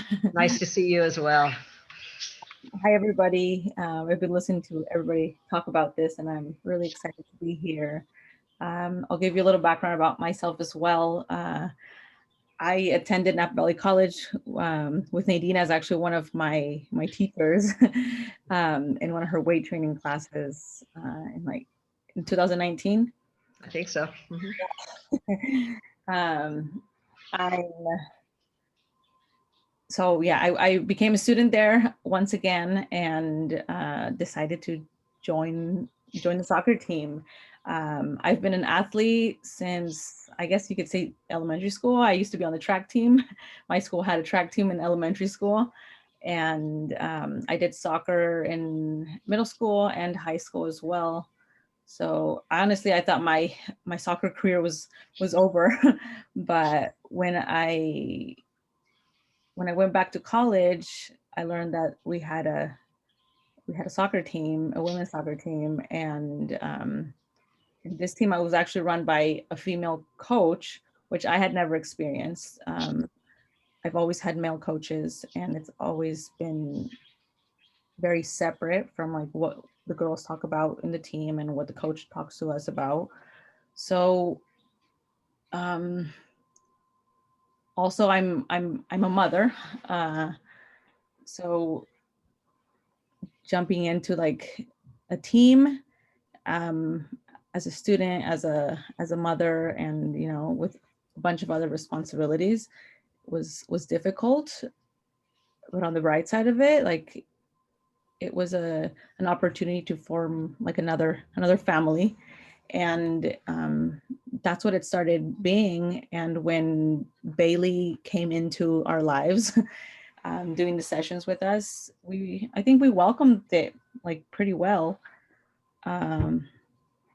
And I was looking forward to the sessions and just the type of program that they were offering, something that I had never been part of before in any of the schools in Napa.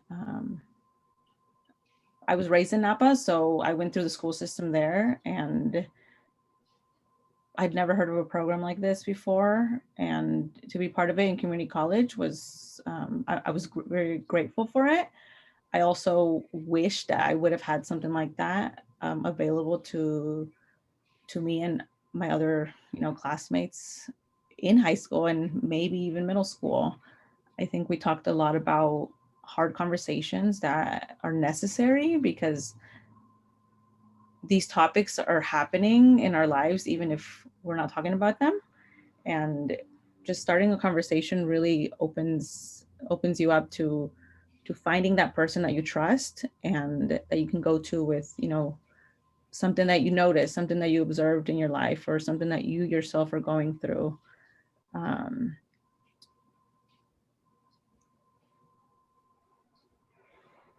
They were definitely hard conversations to have, but I think it really brought our team together, on and off the field as well. I remember this instance where we were jogging around campus, and as we did on a weekly basis, and we had been meeting with Bailey for a few weeks now, and some boys were doing some like catcalling, and we all stopped and thought, and somebody actually shouted it out, what would Bailey like tell us to do here? And like we started noticing that we were having these like little instances of conversations about the topics that were brought up with the sessions, in the locker room, in the pep talks that our captain would give us, things like that. So it was definitely making a big difference in how we spoke to each other and how we kept each other accountable as well, amongst each other's and ourselves personally. I think that at first in our team, we had a lot of like cliques in it because a lot of the girls had come from high school already as friends. So it created some division in the beginning, but by the end of the sessions, I think we were a little bit more open to being friends and like just having conversations about these topics with other girls on the team as well that we might have not have done before.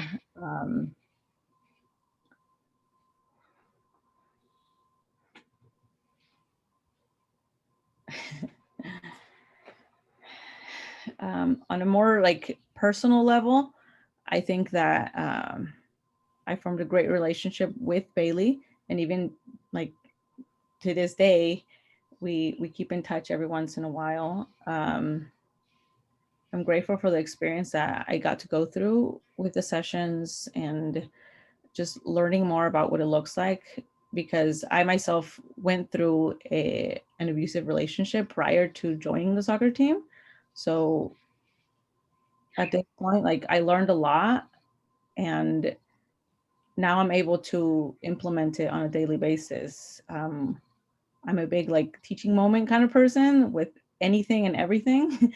And my son's in the other room, but he would tell you he gets annoyed by mommy trying to teach him everything with any kind of situation that comes up. But it has opened me up to asking questions to people in my life, or going to somebody that I trust when I'm having an issue with something regarding relationships or anything that we talked about during the sessions. And I'm really grateful for it. And I really hope that my community in Napa can implement it in hopefully every school possible, because that's kind of what we owe to our youth at this point, to really give them a safe space to talk about these things, even if it's not happening to them.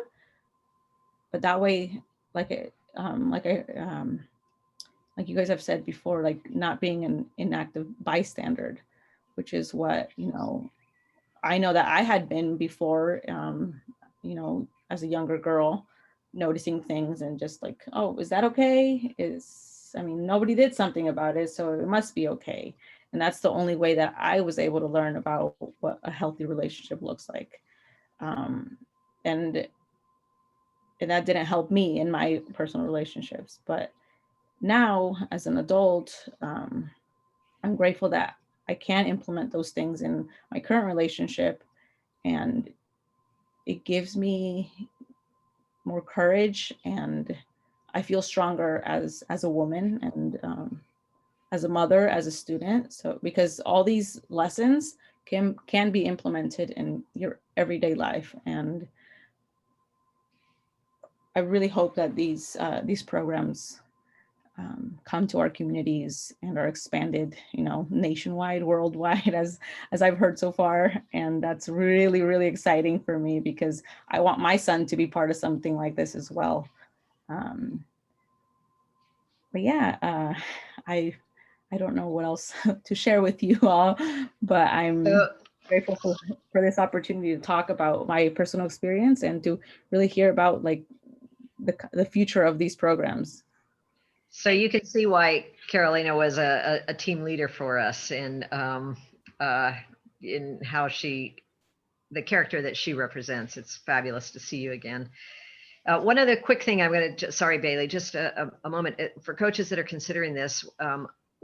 And Carolina mentioned this. One of the benefits is it really does bring your team together in a way that it doesn't happen if you don't have these conversations. And so if you're hesitant about giving up your practice time or whatever, know that the benefit far outweighs the 15 minutes a week that you give up of your training time. So there's nothing that can be compared to the relationship that develops with these young athletes and with you as the coach, or with the bystander that you, or the advocate that you bring in.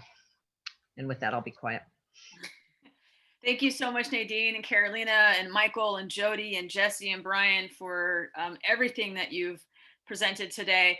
I wanted to launch one more poll. It gets to the point sometimes when I'm in a webinar where I'm reflecting back on everything that I've learned, and kind of, wondering, am I going to use this? Am I excited about this? And I just want to kind of take the temperature of where everybody is at. And also, if you anticipate any barriers, and if you could identify those, something we might be able to address in the questions.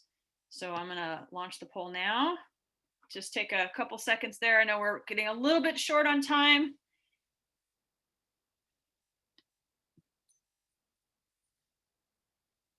Just based on what you've learned so far, how excited are you to join the team? And what is your potential barrier you foresee that may prevent you from using Coaching Boys into Men or athletes as leaders?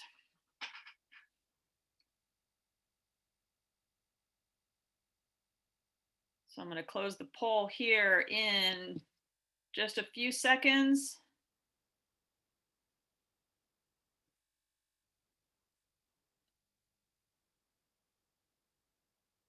Okay, I'm ending the poll right now.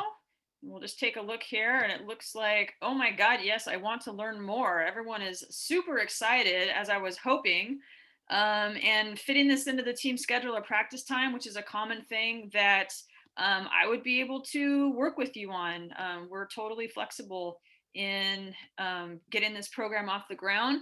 For those of you that were super excited and want to learn more, I will be hosting a coaches clinic in the spring, or just evaluating where things are in our community COVID-wise, if it's going to be in person or virtually.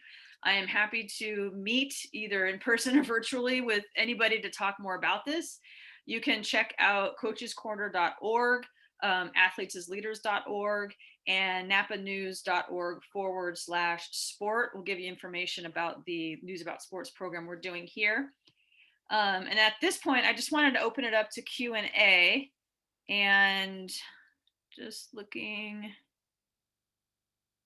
here at the questions. Adding some content that involves more scenarios where they talk through how to use 3D of bystander intervention. I think that this was a question for Brian or Jesse. New things that were to come, and Lori Seaman actually had this question.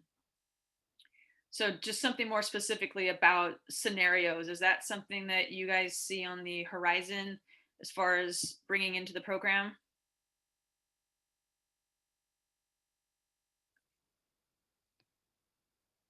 Oh, I think you're on mute, Brian. I know, but somehow I'm calling it. Anyway, really quickly, yeah, so thanks for bringing that up, actually, because as Mike was also going through the various cards, the prep cards, and there's timeout cards that add some supplemental information. There's a halftime card where you can engage a local sports reporter that is outside of the weekly conversations, right? Like the weekly 15-minute conversation trainings that we were talking about. There are also 5 teachable moment cards. And so that go through various scenarios around physical violence, around having heard something at a party over the weekend, and then there's a sexist joke being told, misogynistic situation in the locker room. There is a scenario that's on transphobia as well.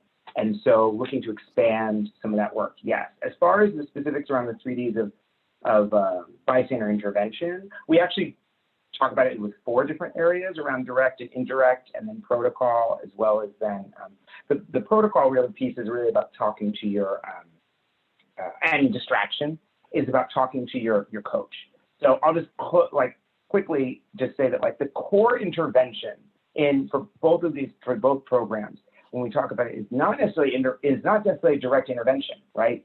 It's about that the coach is an explicit, caring, consistent, responsible adult in the life of the young people to say that they welcome you talking about these issues. So that's the core intervention when we say intention to intervene. That's the intervention we're talking about, not necessarily intervening directly into when you hear something going down or.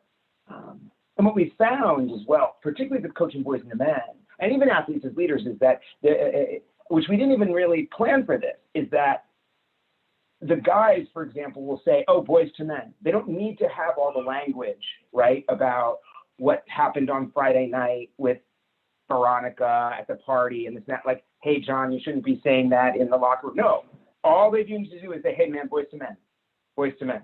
You're talking about 13, 14, 15-year-olds, giving them the vocabulary of just saying boys to men. It's the program that we're running here. Everybody already knows. Some coaches actually attach push-ups to it. It's all over the thing. So. Thank you so much, Brian. So we are running out of time. I'm going to move forward there. I don't see any more questions, but if you have any later, feel free to reach out to me. My email address will be in the email that will have our survey. I'm encouraging everybody to please take our survey. I've got a few questions. I'm really interested in hearing some feedback from you about this presentation and about where you're thinking you want to move in the direction of implementing this program with your teams. And I will pick at random. I'll put everyone who takes the survey, their name will go into a hat, and I will pull that name out, and that person will win a $25 gift card, a Visa gift card. And I will also be sending out a personal gift to everybody from News, just thanking you for joining us this afternoon and taking the time to learn more about coaching boys into men and athletes as leaders. Want to thank everybody for everything that you do for our community as educators, as coaches, as advocates. You're doing great work in this time that is very challenging to do a lot of work. So I really thank you. I wanted to thank all of our panelists today from the different organizations and the schools. Also a very big shout out to Team Up Washington and the Washington State Coalition Against Domestic Violence, who actually inspired me to do this session and bring everybody together again to talk about how we can do this work in Napa County. So with that, there is my email address. Again, napanews.org/sports. More information about these programs and what we have available in Napa County. I look forward to connecting with everybody who came here today to learn more. in the very near future, and just wish everybody a happy evening and good night. Thank you very much. Bye, everybody. Thank you. Bye. Great job, Bailey.